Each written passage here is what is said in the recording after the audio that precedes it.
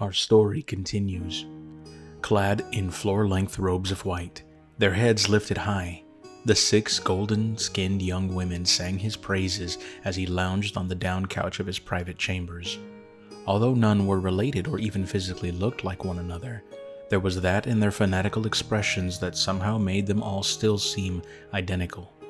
Their adoration for him was absolute, and each would have accepted his advances. Not that such would ever happen.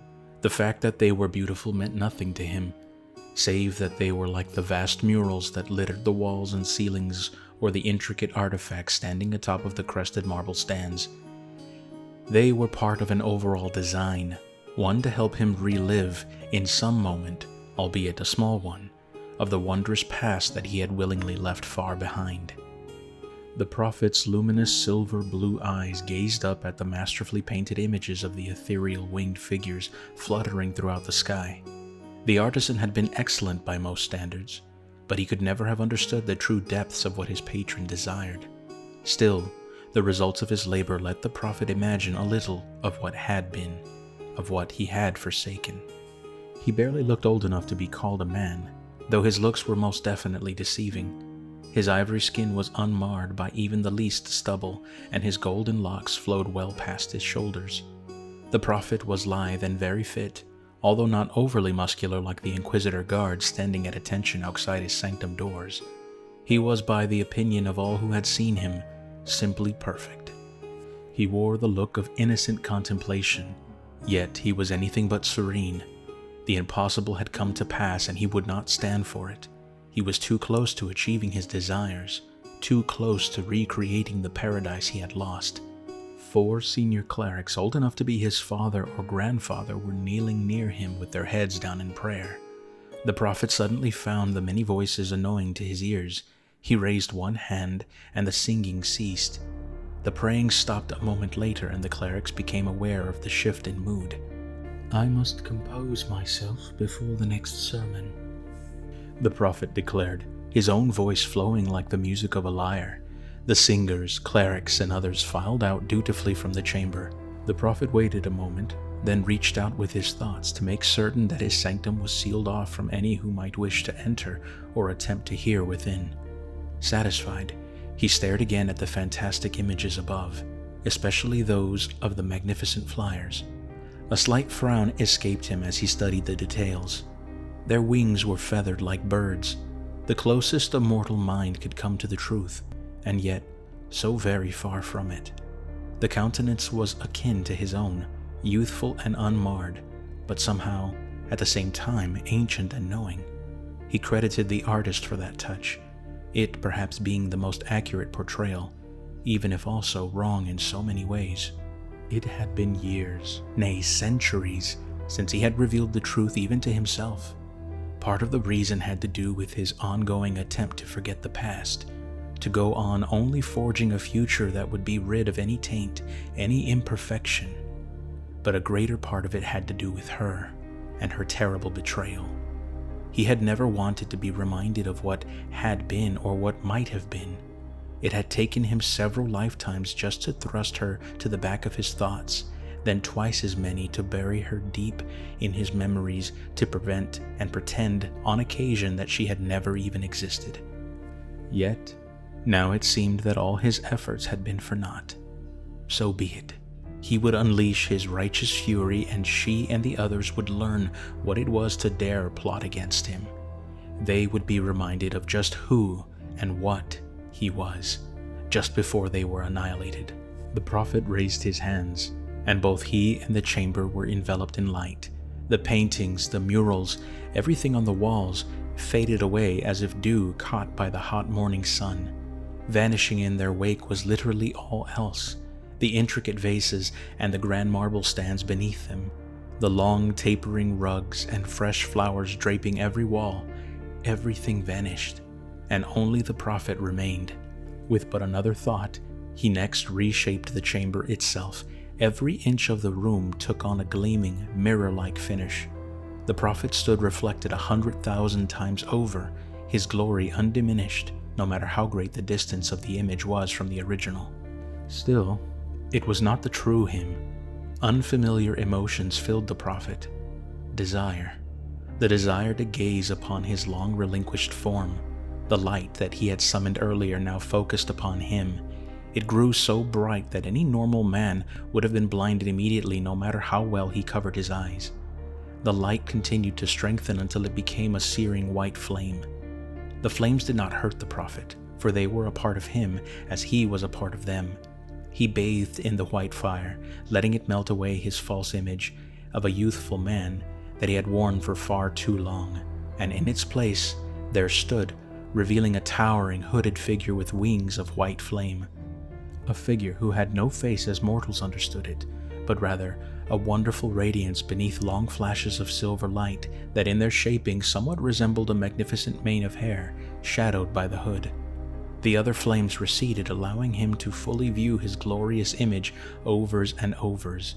His long robe was pure sunlight, his great breastplate the shine of copper. Some would have recognized him as resembling a knight, but clearly of no mortal order. Even if the fiery wings that now stretched almost the full width of the chamber had not been a part of him, it would have been clear to any that his kind did not generally walk among something so lowly as humanity. The light shimmering within the hood was the true him, a unique combination of pure energy and tonal resonance that marked him as one distinct being even among his own illustrious kind. And slowly he whispered the name that he had left behind, the name she had oft murmured in love. Inarius. Inarius. Came a voice that was not a voice, but rather a sensation that was experienced in mind, ear, and soul. I am Inarius again. He felt a rush of jubilation. He was again Inarius, once of the Angiris Council, once a commander of the heavenly hosts, once a rebel against both the high heavens and the burning hells. The last remembrance doused much of his pleasure. Much, but not all. He had done what he had because both sides had become so mired in conflict that they could not see the ultimate futility in their struggle. Since the dawning of reality, when the two celestial realms had come into existence, and, shortly thereafter, discord, their vast forces had fought one another for control of all. Anything of value became a focus of attack and counterattack, generally to its destruction. Angels and demons perished by the legions, all in the name of the Angiris Council, they who ruled the high heavens, and their eternal adversaries, the prime evils. But Inarius had grown sick of the endless battles, plotting and counterplotting. Nothing was ever gained. Had he been in charge of the council, he would have done things differently, but his brothers would not see reason. Even Tyrael, he who was the essence of justice, could not or would not see the truth. And so, it was that Inarius chose to abandon his part in the struggle. He couldn't help feeling that there were others like him, even in the burning hells. Making contact with such, either those of his own kind, or, especially, the demons, proved a tricky situation. But Inarius had not been an advisor to the council for nothing. He understood the machinations not only there, but as they would be in the burning hells, and that allowed him to circumnavigate the watchdogs of both. Soon, he began to gather others secretly to him, and to his surprise, there were far more than he had ever dreamed, far more who saw no sense in battering away at one another throughout eternity.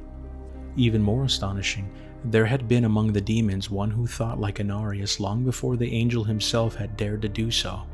Her. The one who would awake love in him as he would do in turn. The one he would forge a world with. A place known to his band of rebels as Sanctuary.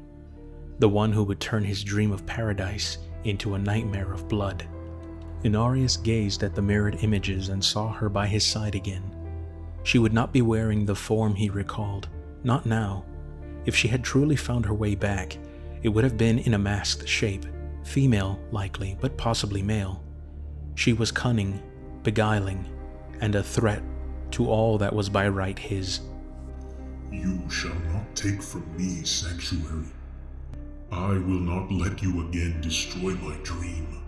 Sanctuary and all it contains will not be yours, even if I must destroy it myself. as is my right. After all, it had been Inarius who had kept it all from collapsing after her heinous betrayal.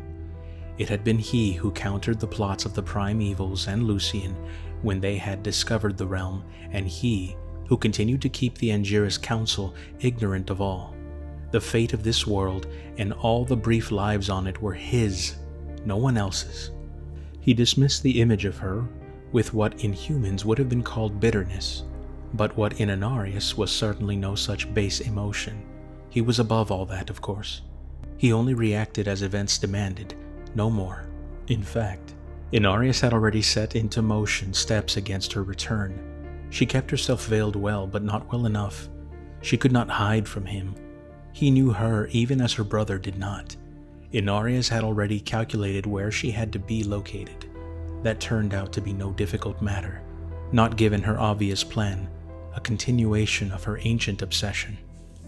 I will not brook the stirring of the Nephilim again.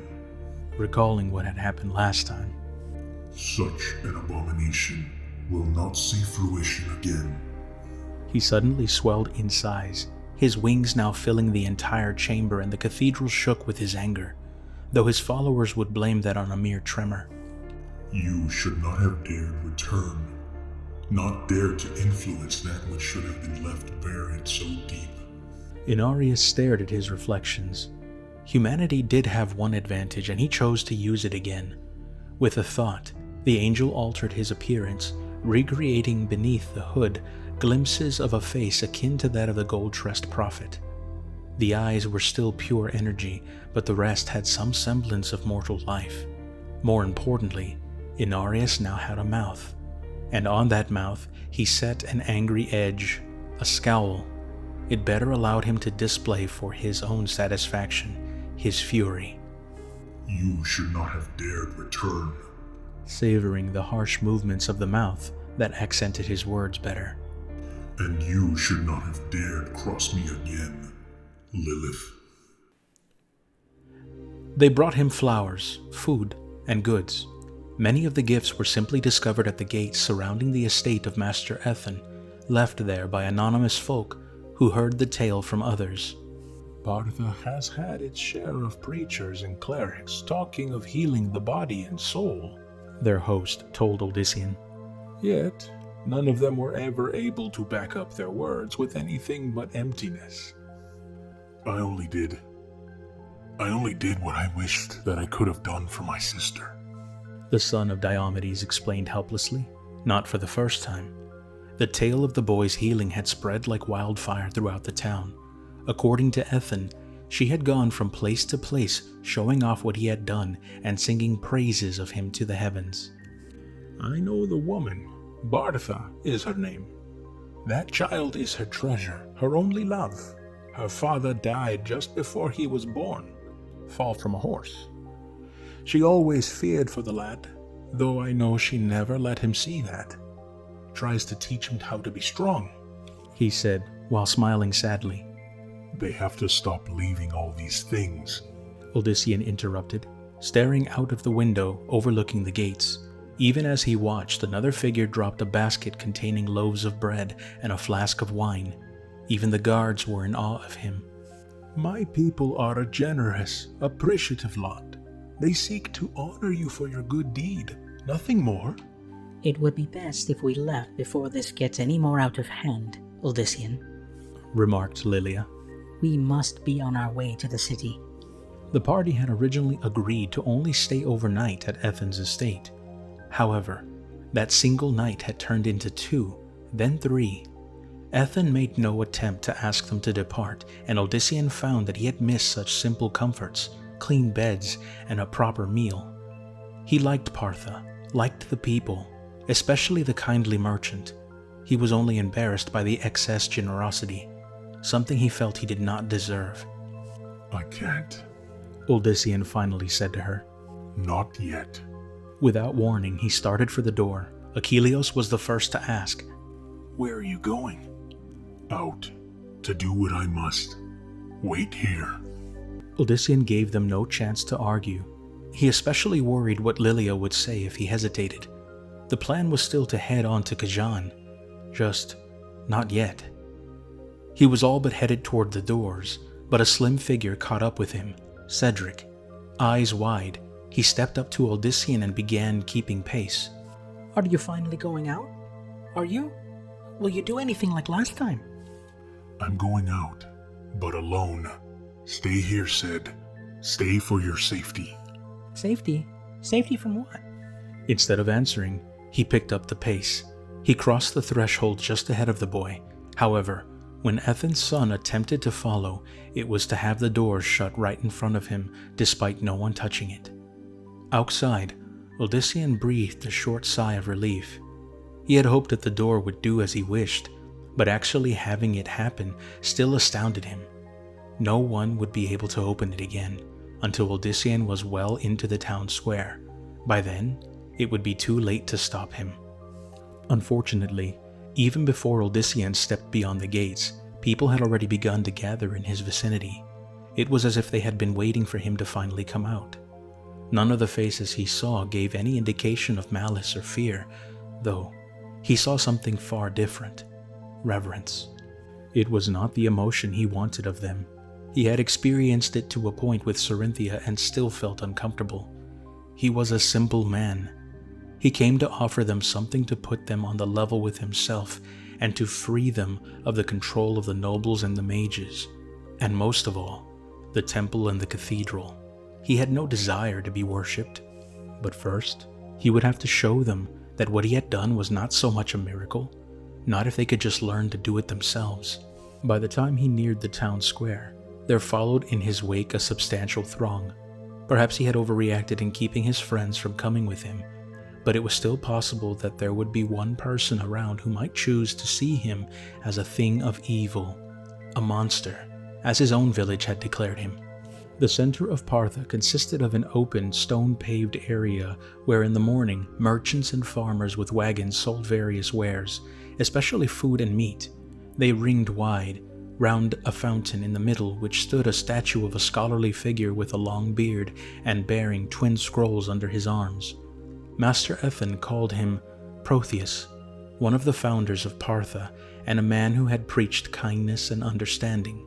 Odyssean thought Protheus's shadow a good one to have cast over him when he began his task.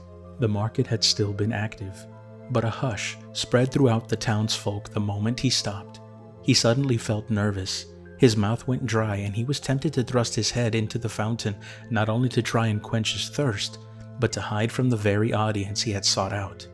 But then Odyssean spotted a very familiar woman in the crowd, Bartha. He only had to glance down to discover her son, who beamed at the man who had healed him as if Odyssean were his own father. They gave him the heart that he had momentarily been lacking. What I've done is no miracle. His words were met with disbelief by some, confusion by others. Bartha smiled as if he had told some gentle joke. She was absolutely certain of what she had witnessed, and her son was proof of that. However, Odyssean shook his head at her. It is no miracle, because it lies within each of you to do as much, if not more.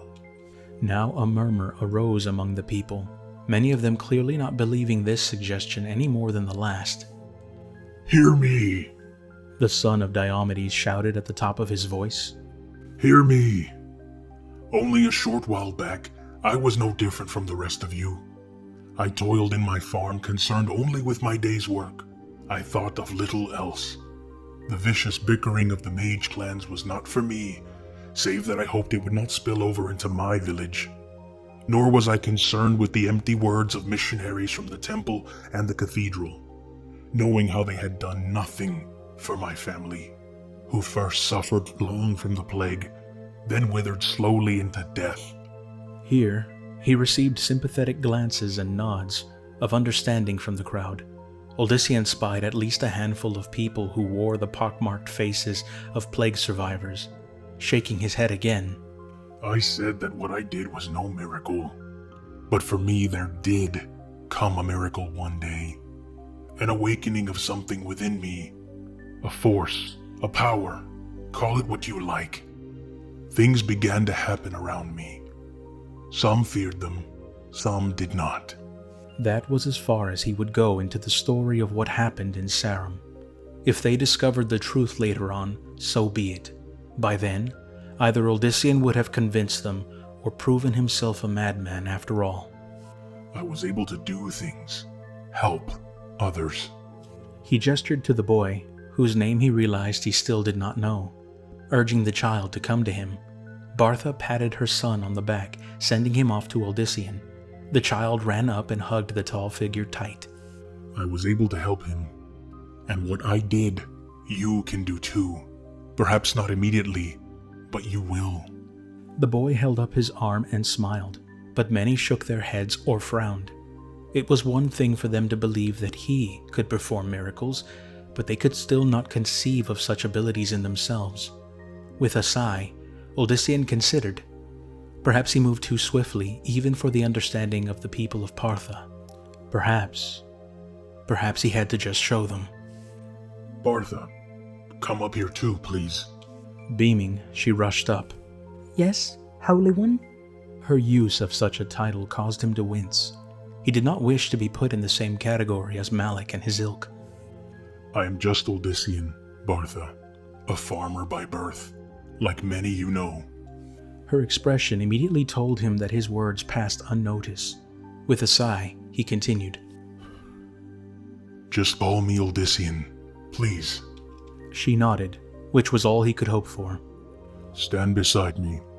When she obeyed, he looked for a man whose face had been most ravaged by the disease. You there, come to me. There was a moment of hesitation. Then the sandy-haired figure stepped up before Odyssean. He held his cap in his hand as if it were a form of security. What is your name? Jonas, Holy One. Odyssean tried not to react again. He would get them to stop. Eventually. May we touch your face? There was a pause, but finally the man nodded. Yes, Holy One. Odyssean reached to Bartha, taking one of her soft hands in his own. She allowed him to guide it up to the ruined flesh, unfearful of touching it despite its grotesque appearance. That impressed him. It was one thing to see someone disfigured so. It was another to actually feel that scarred skin beneath one's fingertips. He had chosen the right person with which to start. As both his fingers and hers made contact with the man, Odyssean closed his eyes and tried to imagine the flesh whole. At the same time, he also reached out to Bartha, trying to see inside her and letting her feel what he was doing. He felt her abruptly shiver, but she did not pull away. Grateful for that, Odyssean focused on the figure before him. Odyssean tried to recall the emotions that had flowed through him when he had healed the boy's arm. It proved easier to bring them to the forefront than the last time, something that surprised him. The pain, the loss, coursed through him. He knew others who had suffered disfigurement as this man had, people in the village whom he could not help now. Perhaps if all went as hoped, Odyssean could someday return to Sarum and make amends. Then, as if such thoughts were key, the force within suddenly poured out of him. He sensed Bartha's renewed astonishment, an astonishment mixed with immense pleasure. A gasp of wonder rose from those watching. Odyssean dared open his eyes. His fingertips had already given him some hint of the results. The damaged skin was pink and whole. In fact, there was no longer a blemish or mark anywhere on the man's countenance. Another miracle, Bartha breathed. Jonas put his hands to his face, marveling at the feel of his skin. Before they could even start praising him, the son of Diomedes loudly interjected. Bartha, did you feel everything? Did you? Her expression turning confused, but she replied, I felt you heal him. What do you feel inside yourself? Do you sense it yet? She touched over her heart. The crowd, including the healed man, looked at her. I feel... She smiled beatifically at Odyssean. I feel as if I've just awakened, Holy... Master Odyssean. It's a... I don't know how to describe it. Nodding, Odyssean looked at the others. That's how it begins. The feeling will continue to grow. It may take time, but slowly, you'll come to be everything I am, and possibly more, possibly much more. It was a weighty promise, one that Odyssean regretted the minute he had uttered it. Yet now it was too late to turn back. As he learned more about what he was able to do, he would try to teach others, at least until someone else could do better. That meant that Khajan would have to wait. He couldn't very well leave the people of Partha until they understood better. Immediately, he thought of Lilia. She would be upset at first, surely, but as in the past, she would come around. Once she saw how the Parthans reacted, it would make sense to her to stay as long as needed. The man Odyssean had healed came up to him. Master Odyssean, could you show me? Odyssean started to reach forward, then hesitated, surprised himself to have not sensed it sooner. I guess I don't have to. You should know that. Just look deep. You'll see. Jonas's brow furrowed. Then suddenly joy filled his face again. It had nothing to do with his mended skin. I think what Madame Bartha said. I feel awakened. His awestruck words were enough to cause the crowd to break into excited babble. Someone stepped toward Odyssean, and that caused the entire crowd to flow forward. Each person wanted to be next. Caught up in the moment, Odyssean accepted one after another, spending what time he needed with each. Not all of them would feel the awakening as Bartha and Jonas had, and he said this to every person before trying. But it would eventually happen. Odyssean truly believed that, and because he did, so too did those whom he ministered.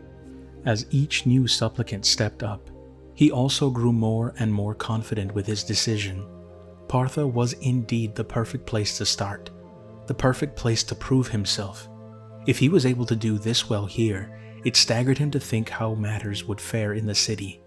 Surrounded by so many, Odyssean did not notice that far back, the one whose thoughts mattered most to him watched him now with veiled eyes. Lilia stood at the base of the steps overlooking the fountain, drinking in the sight. Oddly, despite the noblewoman's arresting appearance, not one among all those there so much as noticed her. But she noticed everything, including that what Odyssean had set into motion here would keep him occupied for some time to come. Too long, in fact. He should have reached Khajan by now. That was how she had planned it, not this highly suspicious turn to Partha, of all places. Yet after a moment's consideration, Lilia suddenly smiled. Plans were made to be adjusted after all. If not Khajan, then by all means here, my love. In the end, the location does not matter. You will yet bring to me what is rightfully mine, Odyssean. You will. Even if you must die to do it.